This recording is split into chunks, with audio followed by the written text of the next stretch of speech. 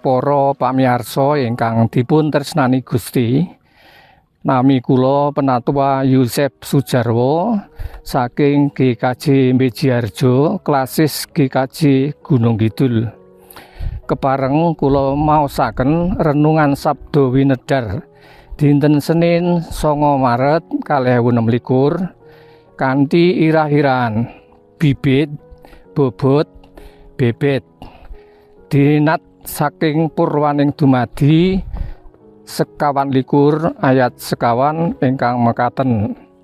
Nanging kowe menyang tanah asalku lan ing panggonane keluargaku, golekno judo anakku Iska. Para pamirsa ingkang kinasih, satunggaling tanggung jawabipun tiyang sepuh inggih menika ngentasaken para lare lumebet ing gesang bebrayan. Murih anggenipun saged lestari, tentrem lan raharja, anggenipun miji judo ingkang dados jatu kramanipun boten angger-angger kemawon. Wonten trapsilaning akrami ingkang kedah kapundi, inggih menika bibit, bobot lan bebet. Wondene bibit menika magepokan kalian trah utawi keturunan. Bobot menika nelakaken mutu utawi kualitasipun. Dene bebet menika meratelaken bab status sosial menapa dene ekonomi.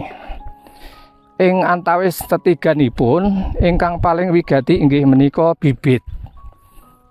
Jer bobot menika saged dipun upadi menapa dene dipun ewahi.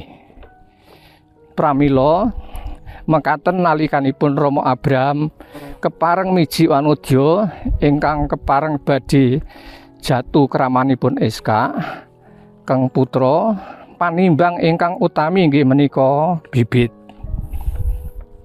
Inggih menika wanodya ingkang pinangkanipun saking trahipun brayatipun Rama Abraham. Sampurna ngantos gegandingan kalian wanodya Kanaan. Pamijinipun Abraham ingkang miji saking trahipun piyambak boten nama rasis.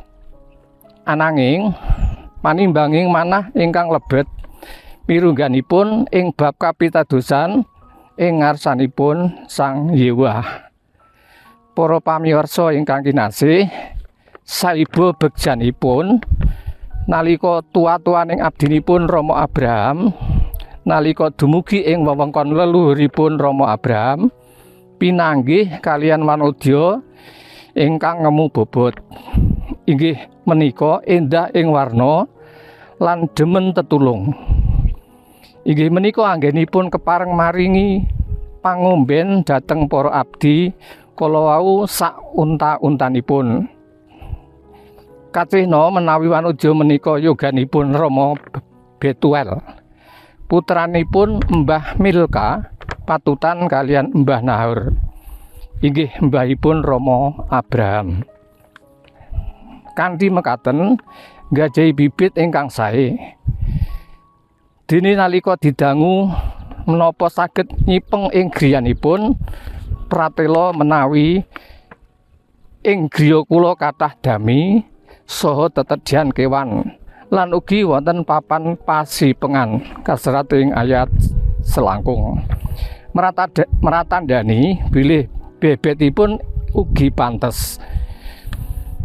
Mugi anggenipun manggihaken ruwang kang sembodo satraju bibit, bobot lan bebet. Mugi Gusti berkahi. Amin.